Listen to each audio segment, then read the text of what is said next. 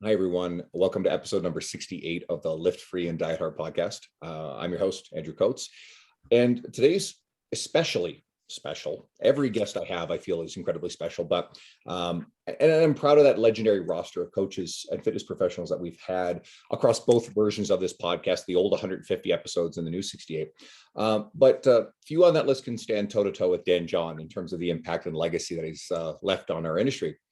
And if by some miracle you're not familiar with Dan, well, he's a pretty prolific writer. Dan, how many books have you written? Is it something in the range of 15? Yeah, I'm on 15 right now. Yeah. On 15 right now. You're obviously a prolific writer for a lot of industry publications. You're one of the foundational guys behind T Nation, T Mag back in those days.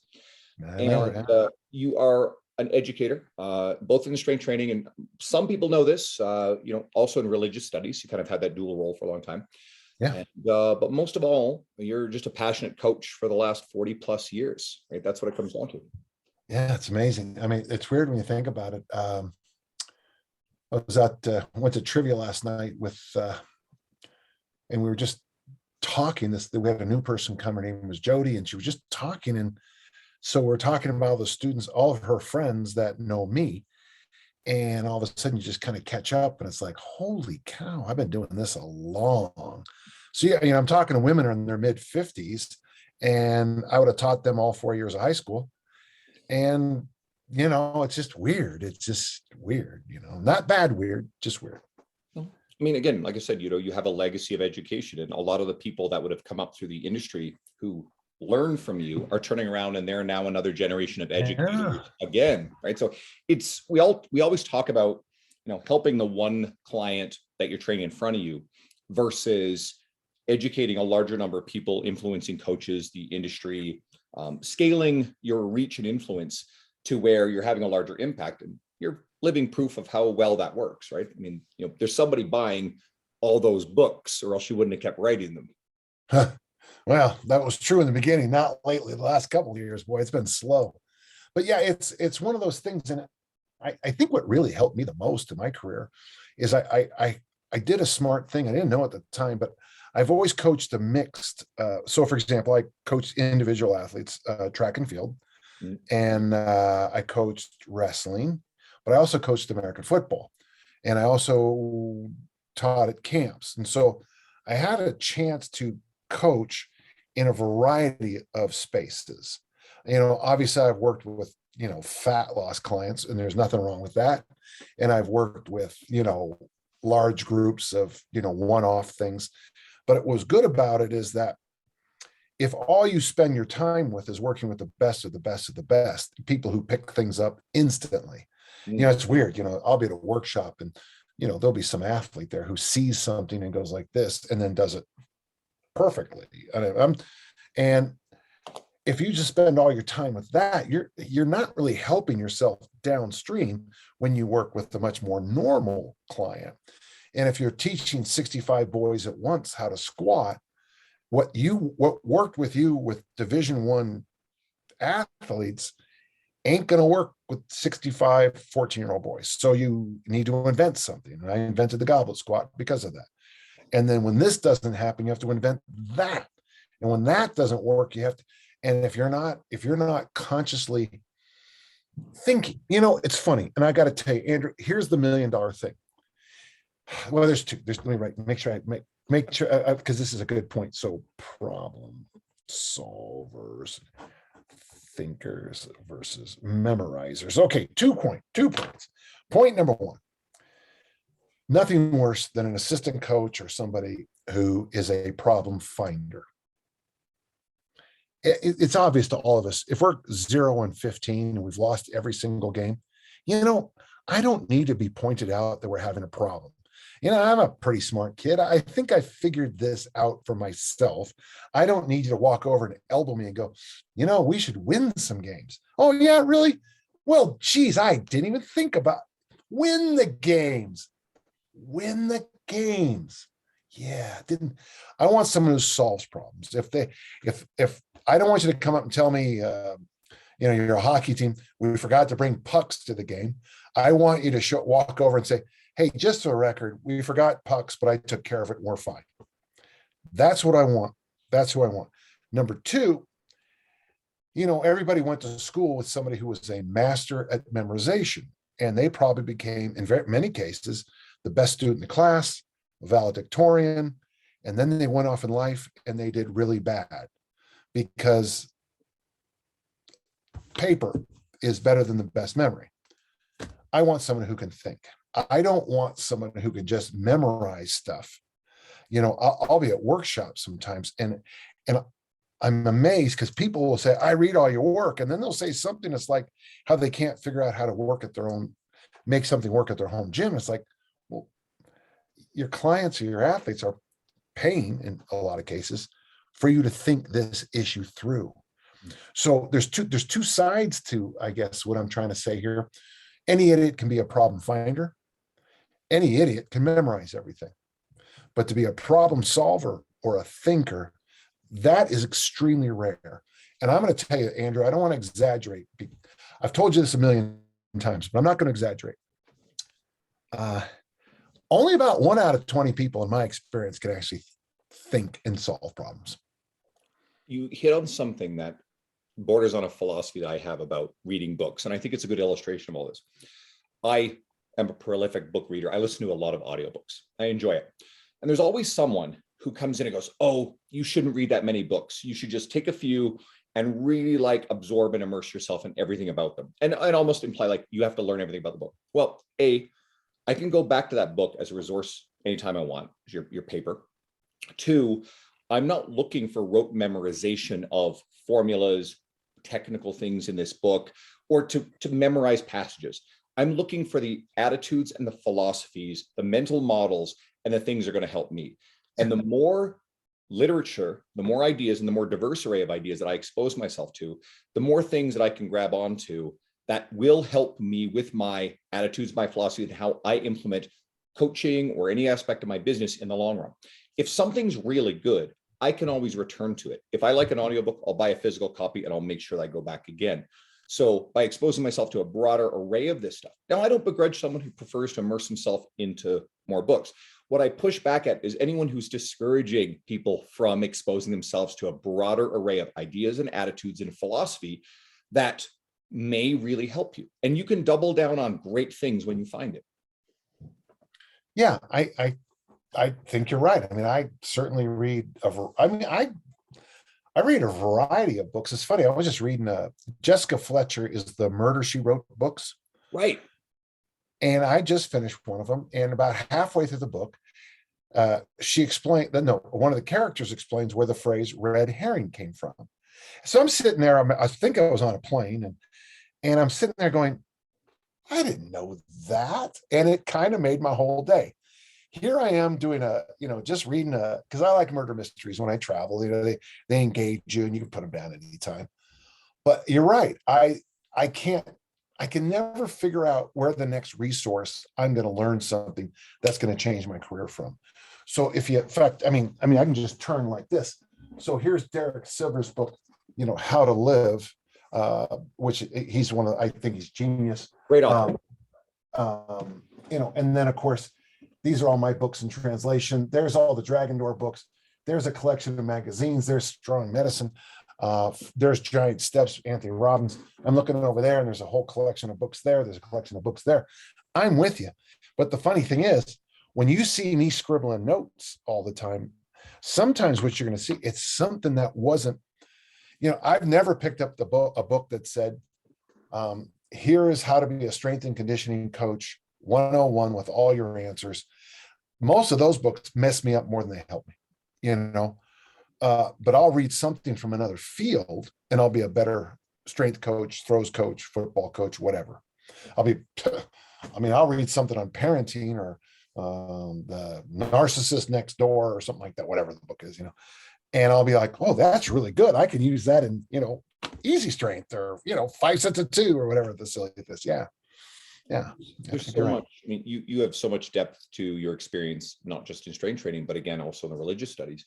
And I have to believe there are things that get pulled from all of your experiences and walks of life that have made you a better coach, a coach that has ultimately led to people changing. And you talk about the 1 in 20 that's perfectly adherent. There was 1 in 20 that was, actually could think for themselves, but it reminded me of, maybe 1 in 20 clients that we get in front of us kind of does everything we say perfectly and we'll just like nail it, right? And coaches want those clients, but they're unicorns, right? They're kind of uncommon. And Yeah. those, and what you were saying, and I'll summarize it, is they don't make you a better coach. They make you a decent programmer because they can follow your programs, but they don't challenge you to figure out ways to go, how do I get this person who is struggling with this aspect of the nutrition or this aspect of their lifestyle or whatever, how do I bridge that gap? And where it's really fulfilling as a coach, where you see someone who's been struggling, and through your and I've been telling people to read Motivational Interviewing in Nutrition Sport, great philosophy, where you approach the person with unconditional positive regard and you assume that they're capable, but you just become a partner in the process. I think that works in a lot of cases, not universal. Some people really want you to tell them what to do, but you got to be careful with that. But either way, whatever process you work through that helps that person achieve their goals, that's great experience. That's what's going to make you a better coach for the long run, because those clients who are perfect, they're few and far between. And for a lot of the trainers, guess what? Those high level performance athletes or whatever, they're not knocking on your door. Maybe one day you'll earn it where they do, but those are not the people that are going to seek you out as your career is emerging. Well, that's an absolute truism. I kind of did things wrong in my career. I started off with training Division I track and field athletes. So if you're here in the United States, that's a top tier university program. Well, the problem with working with Division I track and field athletes is they're smart, they do their homework, they're extremely responsible, they're very good athletes, and they want to improve. It's a terrible place to start, because the motivation stuff was never part of what I had to do. My motivation was like, oh, you only want to train 3 hours? Come on, you need more than that. That's just not real. So yeah, Earl Nightingale says something interesting in one of his it's a early thing, probably from the early 1950s, because it's politically incorrect now, I tell you that. He talks about the top, and this is where I get the number 1 out of 20. It's nothing. It's his invention. That he talks about, you want to be in the top 5% of everything you do. And I strive for that. I strive to be the top 5% of everything I do. As an author, it means you have to sell 10,000 books. To be in the top 3% of all time, it's just 20,000 books. Because book selling is a power law. It's very, very few people sold a hell of a lot of books. And there's a billion other books that are, you and your mom have a copy of. But what Earl says is don't discount those other 19 people. Those are the people who are going to buy your services, and they're the people who are going to buy your products. And I thought to myself, it was like an illuminating thing. I taught high school in the United States. Canada, it'd be the same thing, right? In most provinces, right? Totally. Some provinces use a different word because they're more like British or French, right? But mostly do you guys call it high school or secondary school? We call high school. I mean, at least I'm pretty sure everywhere. We use the phrase post-secondary for university often enough. Post-secondary. That's okay. That's where my confusion is. Okay, sorry. I watched a lot of kids go through who are, really talented at giving teachers exactly what they wanted. I mean, basically, I used to joke about, they're very good at barfing up on the test, but they never interacted with the material. They never had a dialogue with history or economics. So they knew how to pick letter C on a multiple choice and say true on a true and false question, but the next level was never there. And I always try to strive to get people to do that. There's an aspect to it. That's how I like to look at it. You have a system, and people learn the skill of functioning within the system, but the system does not teach them the other skills that are valuable when it comes to entrepreneurship or coaching individuals or what have you. You just have a group of people who and I was that person in school who understood how to make the system work for me. So I did what the system asked of me and I got the grades, right? And as you said, often enough, those people come out of school and then all of a sudden you feel lost when you're dumped into a job where it's like, okay, where's the manual that tells me how to do every aspect of being a marketer or every aspect of being a coach. If anybody goes out and looks for it, is there a book that will teach you how to be a world-class coach? No, there are a handful of books I really like that I think are going to help you. There's concept. Your books, and again, those attitudes, those philosophies, that experience, I think is some of the best stuff out there. I like books like The Coaching Habit. I like what is another really good one? I get motivational interviewing. There's a whole bunch. Brett Bartholomew, he was at dinner with us in Florida. Conscious Coaching, really super book. Nick Winkelman has The Language of Coaching, all on coaching cues and stuff. Phenomenal stuff. But there's no one book that, here, go read this book. You are now a master level trainer.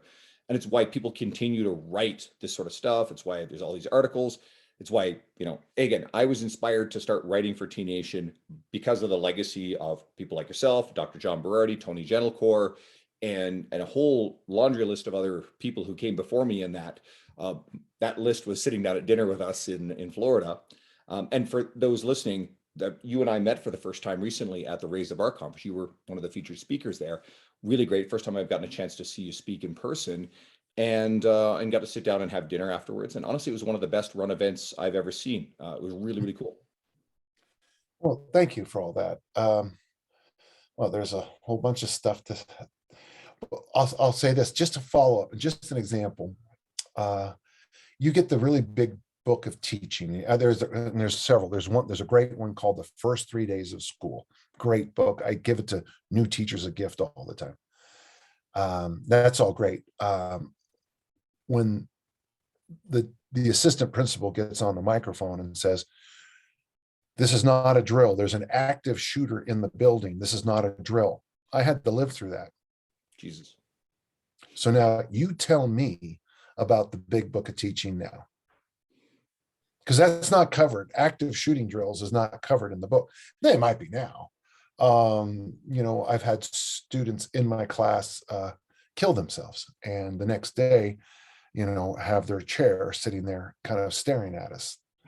You tell me where that's covered. With coaching, everybody talks about the white moments of victory, but especially if you have a playoff system like we have in most American sports, except for Division I football, that means everybody else loses. And you have to be able to take that and sometimes it's a person who causes you to lose. And so you have to have a skill set that can't be written in a book. It's not there. To be able to walk up to somebody who's just publicly failed. That's the thing I think most people miss. I deal with people who publicly fail. And by the way, I think it's a great gift.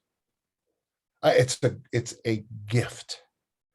I'd rather you fail at 15 or 16 years old, publicly, where everybody knows you dropped the ball, and then give you, 50, 60, 70 years to take that lesson and have a tremendous life. And really dropping the ball in that game didn't really matter. But that skills that you learned, the overcoming, you can't leave a shoelace untied at the elite level. You can't put on a new pair of cleats or whatever you call them, boots the day before the biggest championship. You can't. And to learn those lessons, about preparation and the fact that they're also preparing and they just are better today. Those are beautiful lessons for life. I don't have an issue with failure in athletics. I think it's a gift. I'd rather you fail in athletics than so many other aspects of life. Well, you just summarized some of the philosophies of John Wooden, possibly the most legendary coach of all time, right? He's often referenced in other books about how he would teach his athletes how to tie their shoes properly and how to wear their socks so that they didn't get blisters on their feet. And he drilled down true fundamentals. He's the winningest. If I'm not mistaken, I think in context, he's the winningest coach probably of all time in any format. I can't, he is, there's a basketball player by the name of Bill Russell. They had so many championships that you forget to include them on the list. They're so far ahead of everybody else. It's like an afterthought. Oh yeah, Bill Russell with those. I think he had 12 or 13 NBA championships. Just, I mean, yeah, just another dimension. You know, I'm a big Tom Brady fan with his 7 Super Bowls. And it's like, yeah, he's only 6 away from Bill Russell's numbers. 6. I mean, you know, so you're right. John Wooden is one of those guys who was so great, you forget to include him sometimes. And I know that sounds like a weird sentence. well, it's true. I mean, there's all sorts of things at play. There's recency bias. People think, you know, it's anybody who watches LeBron James thinking, oh, the LeBron's greatest of all time. Then there's the people who grew up with Michael Jordan, which is my generation, going, like, that you're kidding. Like, Michael is the greatest of all time. And anybody who goes a little before that, like, again, Bill Russell, right? Yeah, it's my uncle loves talking about Bob Cousy of those. Oh, yeah, great player. So, you know, basically, you know, LeBron and Michael, if you combine all their rings, they almost have as many as Bill Russell. Almost, you know. I remember years and years ago, just a little. Now, folks listening, sorry, gentle listeners, now we're just yakking, but someone tell me that that Tiger Woods was there was no question in the world he was going to get more the 4 big titles than Nicholson. He was just going to wipe Nicholson's records away. Well, it's now, and we look back and it's like, yeah, he did win that Masters a couple of years. That was impressive, but you know, he ain't going to get. You forget how great Jack Nicklaus was. Jack Nicklaus was. You could, because like I like proximity bias. You know, it's you know the it's just a real, and it happens in our business all the time. You know, it's Barney Stinson, the great philosopher from How I Met Your Mother. New is always better. Do you know How I Met Your Mother? Okay. Barney Stinson. I've seen a bit of it, so I'm familiar with it. Yeah. His one of his mottos is new is always better. And in our field, new is always better. Oh, why would you do the Olympic lifts? I mean, geez, you know, well, because if you do the Olympic lifts and you hit somebody, they stay hit. But what about, you know, and then people say, what about, don't you do those pressure cuffs? Right. So you're going to have you're going to teach an American football team. You're going to coach with pressure cuffing 92 athletes, their entire body, for doing calf raises. You are? Well, no, I'm just saying it's really good. You're going to have 92 athletes do this. No, I'm just saying it's something you should consider. You're going to have 92 athletes do this. Well, it's just shut up. It's new. And I agree, it might be better, but it ain't right now. All right, 2 things really quick and funny. So if you're a fan of How I Met Your Mother, the daughter of the son and daughter who always on the couch telling a story, Lindsay Fonseca, Lee Boyce has coached her in the past. So our friend Lee Boyce that was with us, the 3 of us got that photo together. He's actually trained her. I had to apologize to Lee because I had a personal situation that literally had just happened to me on the phone, and I was walking out the door to get away from everybody so I could call home and check in on it. And it was just like one of those moments. I'm Lee Boyce. Good. I'm glad you're. And I did apologize to him for not, you know, genuflecting and on bended knee.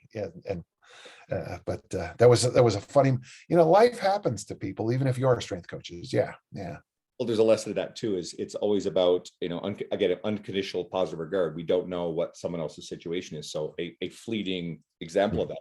Lee is a legendary writer in his own right. He's a young man. He's very young. And he started out in his early 20s writing for T Nation. He's one of the most accomplished writers in our space. And again, someone else inspired by you, and he was very excited to meet you.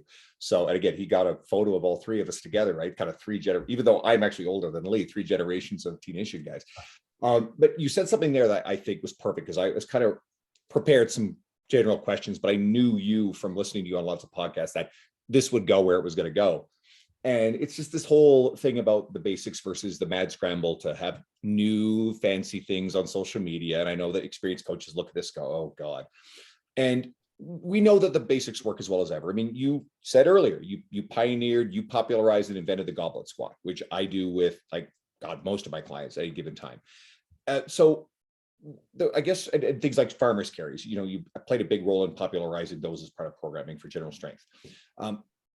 Any wisdom to coaches on how to turn around and still sell, for lack of a better word, the basics to this new generation of trainees who oftentimes are being fed and often crave the steady diet of novelty?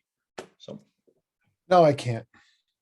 I have some wisdom for you, so hang in there. But I'll be honest with you. If you're working with somebody who's just looking for shiny objects, you're coaching a barracuda. And barracudas are fast and they do all kinds of things, but barracudas don't have hands, so they can't catch balls. And they can't throw balls and they can't throw discus. So yeah, it's tough, but I'll tell you what I've tried to do. It's something I learned from Steve Martin, and Steve Martin, the comedian. I took his course on stand-up comedy, and I really liked it, by the way. I take a lot of interesting courses, by the way, to improve my speaking skills, to improve my thinking skills. And he said, be so good, they can't ignore you. And for me, if I'm going to work with you and you're like shiny object, I volunteer coach at a university over here. And the head coach tells the throwing group, Dan will just not coach you if you start doing, and he's got a list of 10 behaviors he warns them about.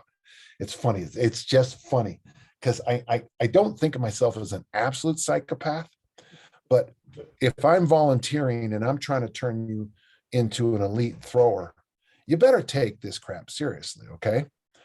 And so one of the things that, now the reason I think I can do that is I think I'm so good, they can't ignore me.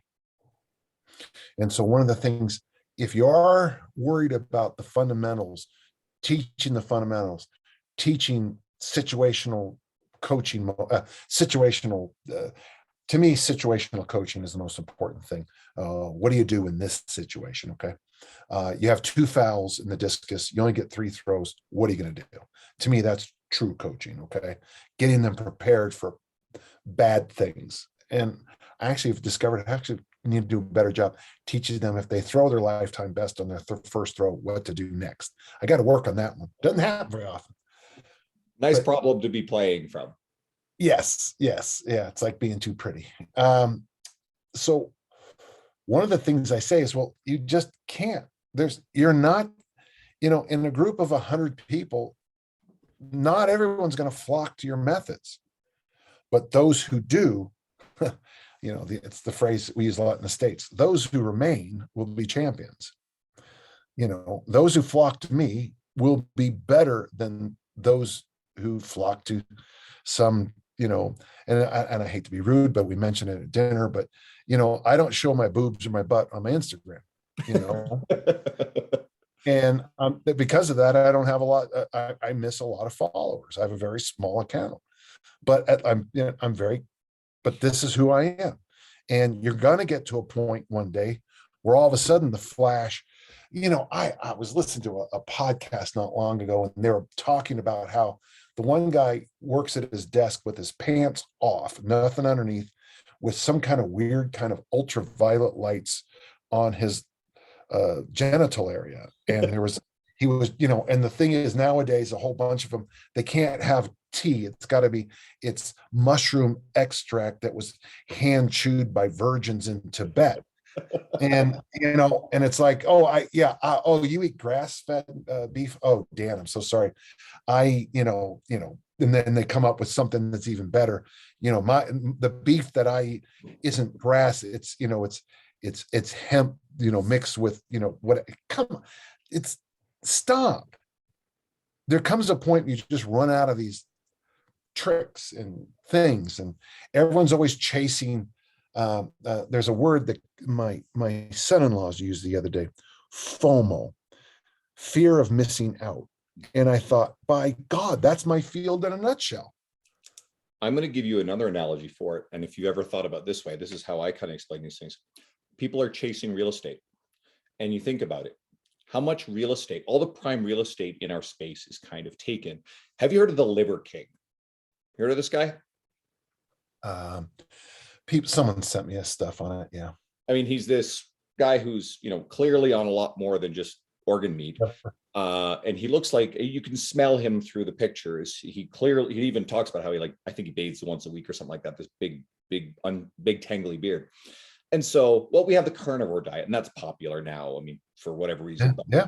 You know, we have keto, low carb, and you have intermittent fasting, and people brand around these diets, these popular fads or what have you. And obviously veganism has been around for a long time. That one's got a little bit of a different thing going on. Anyway, so there's not a lot of practical real estate left. So what happens? People get a bit more extremes. All of a sudden, some people popularize the carnivore diet, you know, a couple doctors behind that. And then actually, if you've heard of the snake diet guy, that guy's local. He's here in Edmonton. That guy's like, he took some of this fasting stuff, crazy extremes. Yeah. Someone sent me this guy. Yeah. And sorry, I'll say it on air. I literally have, I've met the guy. He's a strange little creature. I have friends who know him. Anyway, so that's some real estate, because Dr. Jason Fung, the obesity code, fasting. Well, let's go extreme fasting. Okay, so we're creeping into this area where the only real estate available is this just batshit crazy stuff. So we got the Liver King. So what's going to be next? You get fruitarians who think that, then you get people who allegedly only breathe air for all their sustenance. Breatharian, yeah, that's what I do. And I don't eat food. We're seeing the same thing in fitness when it comes to exercise stuff. Well, you popularize the goblet squat. Now, again, what's old is new again. So there's room for popularizing these things. Farmers carries. No one's coming around to own the farmers carry again. No one's coming around to own the Romanian deadlift. These things are staples. So there's this quest for this unclaimed real estate, except it's the real estate that no one else wanted. So people are always scrambling for something that's new and funky. And my philosophy, because again, I'm writing for T Nation, a generation much later than yours, a lot of the foundational stuff's already been done. I'm not going to be doing circus bullshit just to have something novel on there. So I'm looking for, okay, if I've got an innovative and practical way to do something, like Fred Hatfield squats, and then Hatfield Bulgarian squats. That's a thing. It was out there, but not a lot of people were doing it. So I started doing it. Luca Hocevar started doing it around the same time. And I've been pushing on my social media. I've got an article standalone about it on T Nation to repopularize it. And then Luca and I were doing it simultaneously on our media. So we did one together. And all of a sudden now you're seeing it more. Did I create it? No, but what's old is new again, and was able to take something that's actually practical, but it's got some innovative qualities to it. And then some of my articles are just going back to the basics and trying to make the basics, lay out the basics in a better way than they've ever been done. And that works. So I'm not interested in the cuckoo creative stuff. I like this point about the real estate. And it does seem like, I mean, it's a way to do things. This whole hacking culture, it's nicely disappearing finally. The biohacking. Now people are just being much more, yeah, we're just getting stoned. Oh, okay, good, whatever. But yeah, I agree with you. This, you're working with people who don't know how to squat properly or don't deadlift, but they're hacking. They have a ring on and a wrist thing on, and they got an earphone that ties into their circadian rhythms, and there's a thing, and yet they don't know how to squat, or they don't walk. And that's the one that gets me. Wait, you don't walk? I mean, come on. It's just these are sleep. I mean, I'm still. I mean, if you want to get my interest, talk to me about enhancing sleep and well, like you said, coffee fasts and things like that. These simple things that have been around for, I mean, human history, but we're just, now we're trying to get back.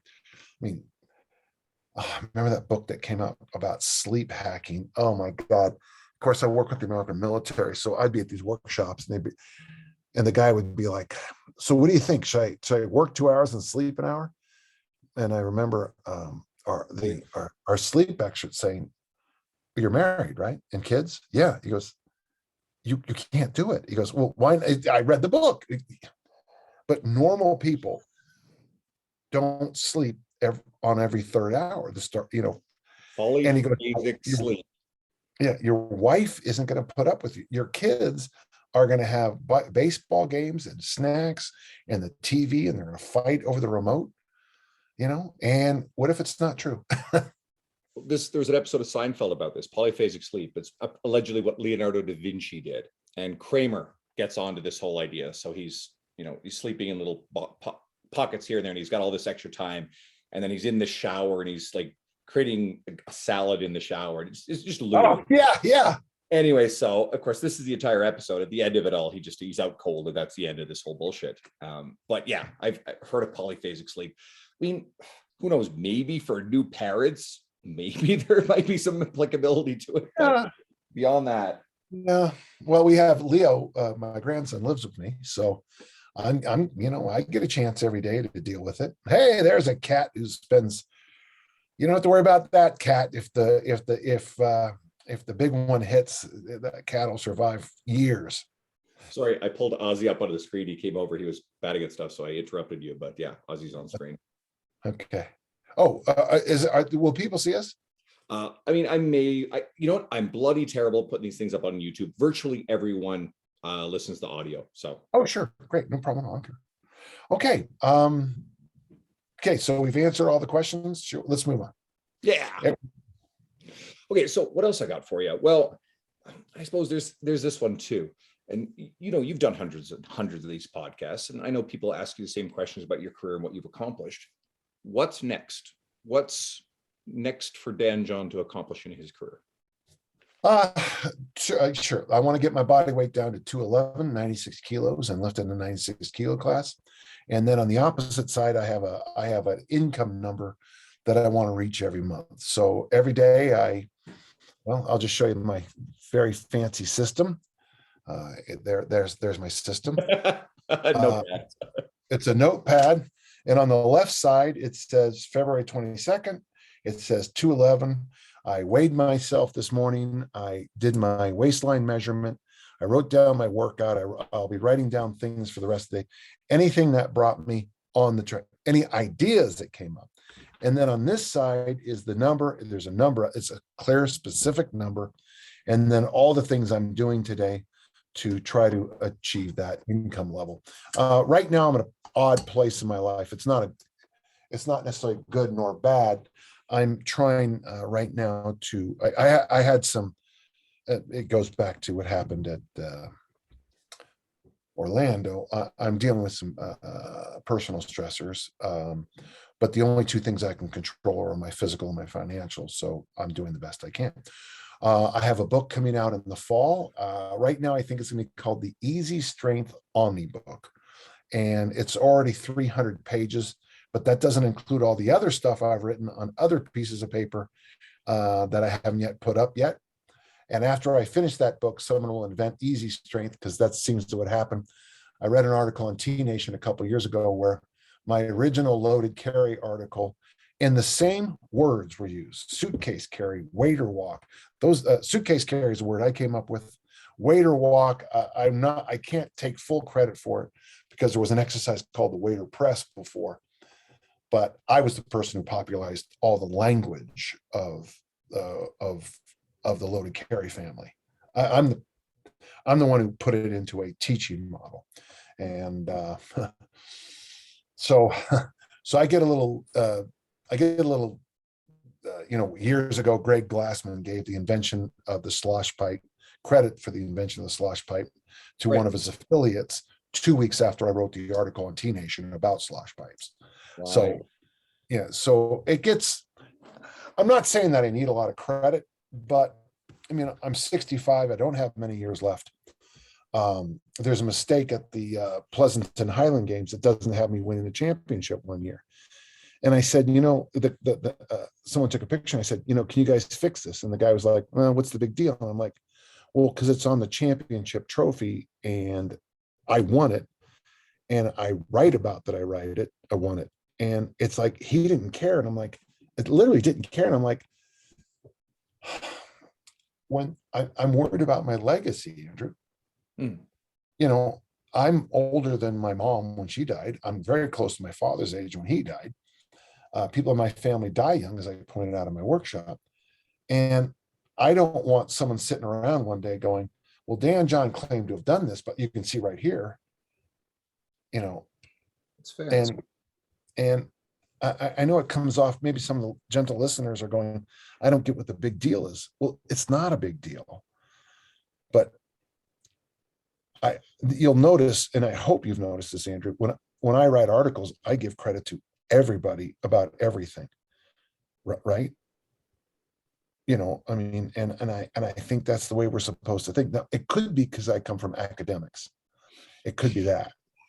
And maybe in strength and conditioning, we're just so attuned to being hucksters that, I mean, if you go back and read, you know, the Joe Weider magazines of the 60s, where he's in, these are principles I invented. It's like, he has one called, like, I can't remember the principle of progressive resistance exercise.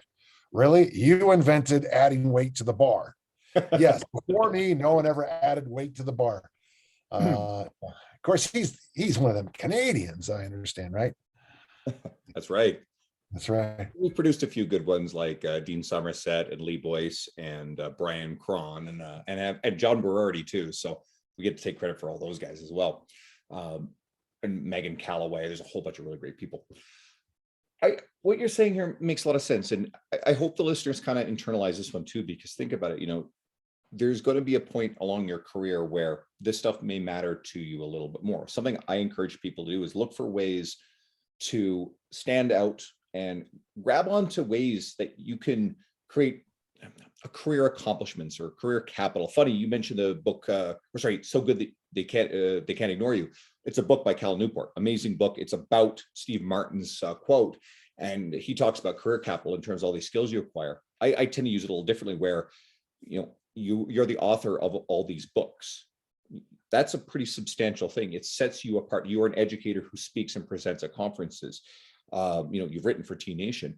And so everything anyone can do in their career that accomplishes these types of things and checks off these boxes means that that's part of your legacy and why you stand out and why people will seek you out to learn from you, be coached by you. And it all makes it just a little bit easier to show up at the doors of your facility or to whatever online business you're doing and have a steady stream of people who are seeking you out to work with you versus always scrambling and looking for new leads. And right, these things are all true, right? And you still have invitations to speak at events like Raise the Bar. You still have invitations to go and speak and educate in all kinds of different venues. You're still volunteering at this college. So I think the things that we've done and we've accomplished deserve that respect. And there's nothing selfish about wanting to be treated with that kind of respect. And so I hope the lesson comes here is when everybody's thinking about this, there's so much plagiarism right now, especially in the social media space. And because my Instagram social media has gotten very popular, gets shared a lot. Occasionally, someone sends it to me that they found that someone has plagiarized it. Sometimes people will translate it into another language and pawn it off as their own. That happens a lot. Or sometimes just someone cuts my name. They didn't even rewrite it. They just cut my name and picture off the top of it and reshare it as their own. And it's like, some people are like, oh, what's the big deal? It's, and we can't burn a lot of emotional energy being mad about the stuff all the time because there's stuff beyond our control, like you said. But then there's, this is also work and a legacy that you've put a lot of effort into. There a lot went into winning that championship, a hell of a lot.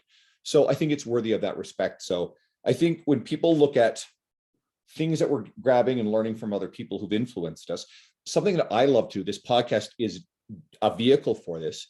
This is a podcast to have you on. It was criminal that I hadn't had you on up to this point. I'm just grateful I got a chance. We all thought that. Yes, we all thought absolutely that. Right. I've even had John Berardi on, and he's hard to get onto these things.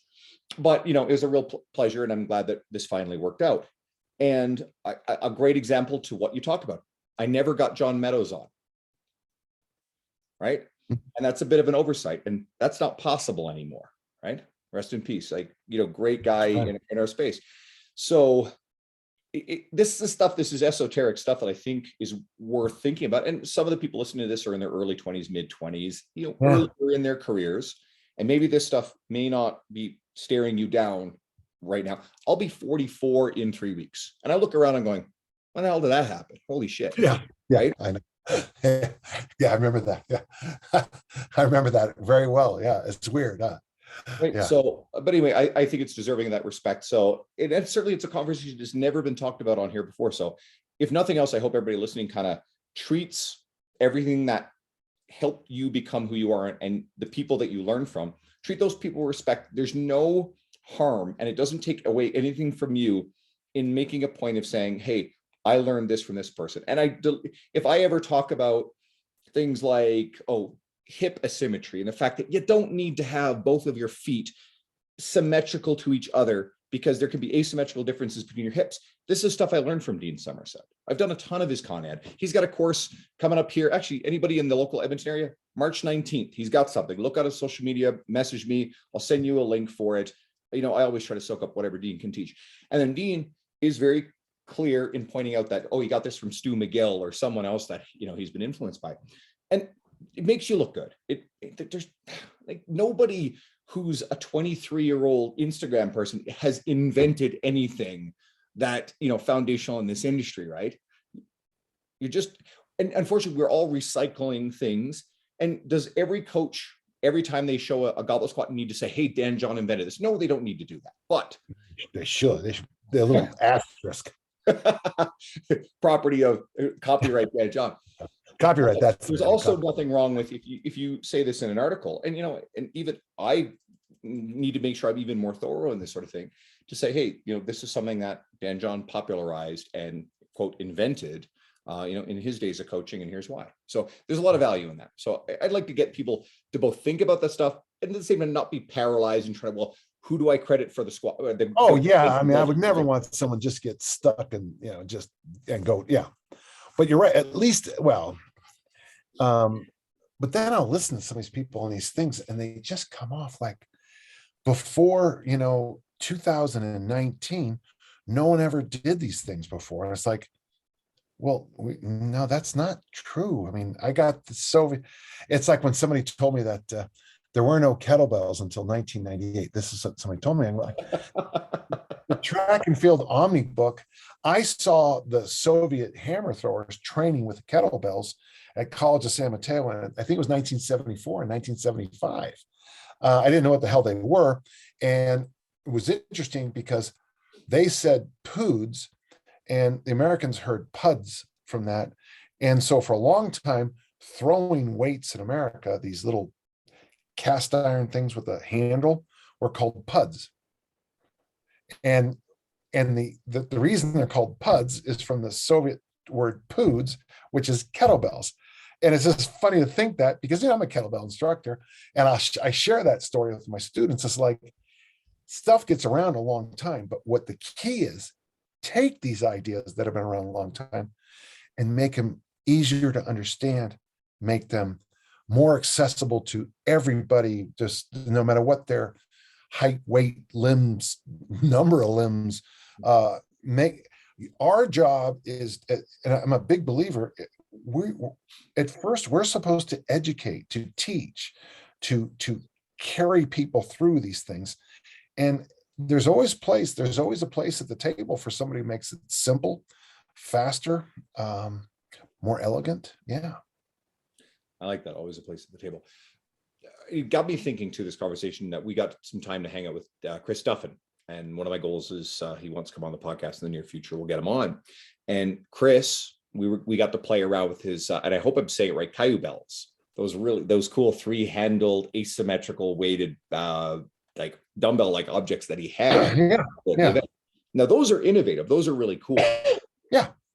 And so those are something that he engineered. I've never seen anything quite like it before. I mean, the principle behind asymmetrical objects, a kettlebell is an asymmetrical object that has certain benefits to it. Your slosh pipe has unique, if anyone doesn't know about a slosh pipe, I can't, your books blend together for me, but I know it was featured in one of your books and I can't remember. Never Let Go. Yeah. Yeah, it's definitely Never Let Go then, because I've definitely done that one. I haven't done all 14, I'll admit, but there's some great ones. I know. And I want to point out, fat loss always starts on Monday with Josh Hillis. I've had Josh on the podcast recently. Amazing, one of my favorite people. So I got to shout him out. So anyone listening who's finding this for you, go listen to the Josh Hillis one. But the slosh pipe. So you talk about this. The damn thing is a great idea. And if someone doesn't know what we're talking about, well, just go Google it, look at the article on T Nation, and find it. And it's just a really, if you've seen a bamboo bar with like bands with kettlebells hanging from the end of it, similar concept, right? Yeah. Oh, yeah. And we used to call them Koji squats. Yeah. There's nothing new under the sun. Yeah. Well, it's been a genuine pleasure to have you on here. Well, thank you. Thank I you. appreciate the candor and the nuanced thought and some stuff that I've never gotten a chance to talk about before on the podcast. You Yeah. obviously have an open invitation to return in the future, anytime you feel like, perhaps when your book comes out, if you'd like to promote it. I'm quoting that on air. And like I said to everybody, you know, I got the first chance to actually sit down and meet you, despite reading your stuff for well over a decade, in Florida at Raise the Bar, and it was a great conference. And this is one of the many reasons why I'm such an advocate for getting out and getting to these events. And now that we've had 2 years of not as much of it, I would say take the opportunities you can to go to these kind of events. They've enriched my career, created connections and relationships that I could never imagine, and not just with influential industry figures, but coaches who are, as I like to say, on the same path that I've been on along the way. And I found those people are some of the greatest supporters, some of my best friends in the industry, some people who I really enjoy interacting with, shared values. So Dan, it was a real pleasure to get to sit down and have dinner with you. Thank you. It was really cool to have you on here. And just invite me back whenever it works out. I mean, I'd be thrilled. So where do you want people to find you online?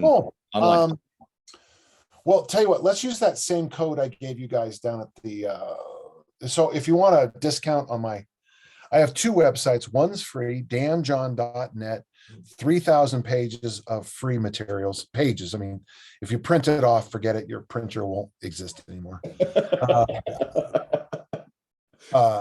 That's free, always, danjohn.net, free, always will be. And then I have a paid site called danjohnuniversity.com. And if you want a big discount, use these letters ESPEN on the code, ESPEN, not ESPN, ESPEN, and that'll give you a real big discount. Okay. Great. All right. So everybody write that down. If you're driving, just know to come back to it, pause, or just remember ESPN, but you put an extra E in before the N. All right. Yeah. And, you know, I know that I'm here to help. So, yeah. And I know that you said, you know, you're not as active on your Instagram, but you're on Instagram. People could follow you on Instagram or Facebook too, right? Yeah. Coach Dan John. Yeah. Great. It's because I couldn't believe this, but so Dan John is an Italian clothier. And so it's weird because if you are trying to at me and you put Dan John, it's the weirdest, the combination of people swinging kettlebells, throwing the discus, and then wearing, you know, doing the whole tie thing with the whole. So it's always pictures of men, you know, in pretty little suits, you know. The hashtag Dan John is a mix of different things. Yeah, it's hilarious if you think about it. Really, it's kind of funny. It's but Coach Dan John Instagram, and I'm there to help. Okay. Great. Again, pleasure to have you. If anybody listening is finding me for the first time in my podcast through any of Dan's media, well, again, I'm thrilled that you made it to the end of this episode. And I like to point people to, well, I've got a really cool library of people that I think have done good work in the industry. Josh Hillis has been on this current iteration of the podcast. Like I said, 68 episodes, but before that, there's 150 with my old co-host, Dean Guido, who's a wonderful human being. Just had to leave and raise his newborn daughter. And John Berardi was one of the people that we had near the very end of those episodes, but we've had everybody, you know, a lot of the names I've mentioned, including Tony Gentilcore, Lee Boyce has been on a number of times, a lot of really cool people. And I hope to bring Chris Duffin, Molly Galbraith is scheduled for the not too distant future, and some other really great people that we got to hang out at Raise the Bar. So thanks everyone. I appreciate it. And thank you, Dan. Thank you.